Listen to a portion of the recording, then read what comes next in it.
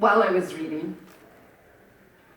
First, I let go of the hour in the room where light did geometry on the far wall. Outside the book, outside the window, a creek crackled, and kids, like creeks, should run and bubble and shine, not be that myopic crawdad shuffling rock to rock, book to book. How jolting it was to hear my name, to stop reading and eat with people who weren't those characters. How hard to let certain passages go. My hand tried to keep them by dog-earing a page, an excuse to clutch the paper just for seconds. As I folded it over, I saw the bin for what it was, a feeble human with her measly little pincers, asking a book to dance. We all knew dog-earing wasn't right. A library book was meant to be a private concert, an immaculate stretcher, an empty seat on an empty train. No derailing the journey with creased corners, with gas receipts lurking inside. No evidence of your blood or breakfast. You have to let go of knowing you were ever there.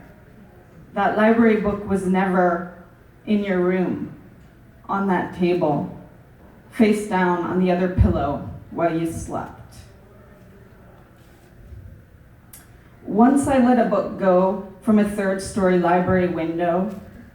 To explain, I ran out of renewals shockingly soon. I wanted to, but couldn't, believe that when you finished a book, you were finished with it.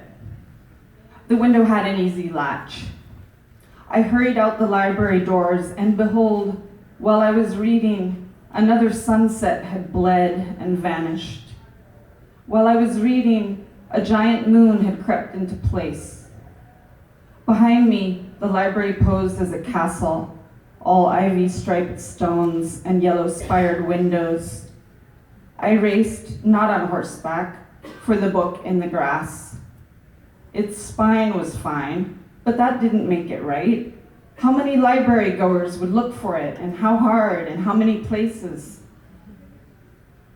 And when I returned it, how would the poor librarian check in what had never been checked out? I wore a backpack, but I carried the book in the dark. A book could be another hand in yours, a shape and weight you knew well enough to forget it was there. And once I tried to spend the night in a library. It wasn't right to ignore the flickering lights, the closing announcements, but I wanted to stay with all the books, or the stories. I wanted to escape. I wanted to be led right to myself. While I was reading in the basement stacks, a custodian closed in on me, all rumbling wheels, clanking keys, whistling, and my terror. It's remarkable how, in hiding, our thundering hearts convince us all footsteps belong to murderers. I curled up in a fetal position under a carrel, dragged a trash can in front of me, but still, my murderer stopped. "Hey," he said. He gave the trash can a shove with his shoe. "Hey," he said again. I unfolded slowly, pretending to take stock of where I was. Somehow I managed to yawn, though I'd clenched everything shut. "I must have fallen asleep," I murmured. Here is the place to describe the custodian, but I couldn't look at him.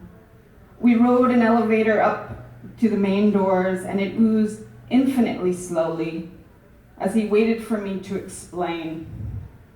I turn away for years at a time, and still we are drifting up, and still he is there waiting, tisking under his breath, and over all the floors, and chairs, and bins, and toilets, and so much paper to clean up, so many books to put somewhere. I try now to do things right. I rarely dog-ear pages, and even during last chapters, I can hear my son saying, "Mama," "What's for dinner, Mama?"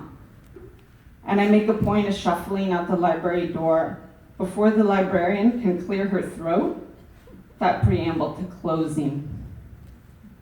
I turn in each book on time, right on the due date, not a day before, not a day after. If books were due at a certain hour, I'd attend to a sifting third hand.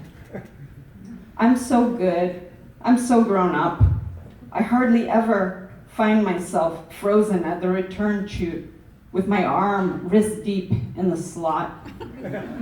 I hardly ever have to stand in place, murmuring to myself as to a dog, "Drop it, just drop it," while I work up the heartlessness to let go.